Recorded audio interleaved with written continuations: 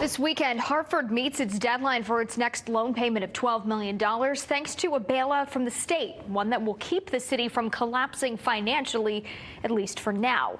But lawmakers are still threatening to pull other funding. Fox 61's Lorenzo Hall sat down with Mayor Luke Bronin for a closer look at the plans to keep the capital city afloat. In a city on the brink of bankruptcy, this is the kind of cutting Hartford prefers.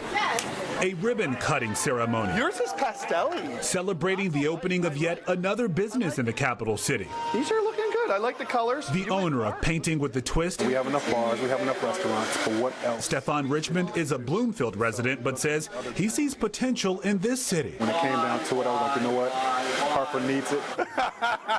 He's not alone. A block away, renovations are underway to blighted buildings that sat vacant for years. Tech company Infosys is bringing hundreds of jobs to Hartford. Even along Albany Avenue, after decades of talk, plans to beautify this strip finally seeing life. Hartford does have a lot. Hartford Mayor Luke Bronin says he wants to keep this momentum going, especially with UConn's downtown campus, Dunkin' Donuts Park, and thousands of new apartment units opening years. I think there's a different sense of optimism and a different level of energy in the city right now. On top of that, a plan to get Hartford out of the red. We sat with Mayor Bronin right after he signed a controversial contract with Connecticut, an agreement for the state to pay the city's mounting debt, $550 million over 2 decades.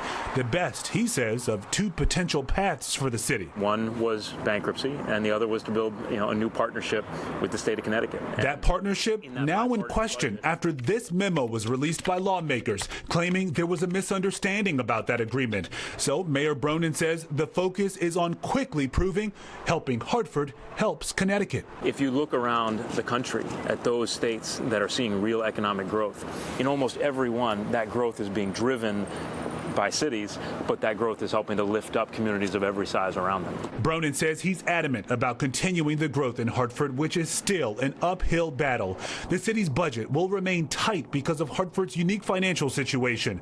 A small city, roughly 17 square miles, and similar in size to neighboring towns, can barely generate revenue because half the property is occupied by buildings that can't be taxed, like government buildings, schools, and churches. It's a structure that's just not built to work. But that basic structural problem was made worse by, some attempts to just fake it, and push out debt payments or, raise taxes higher to the point that you just can't grow. That, in turn, also led to other problems in the city and a negative perception. The city proudly boasts its slogan, Hartford has it, but that self-interpreted it isn't always positive. They got a lot of violence.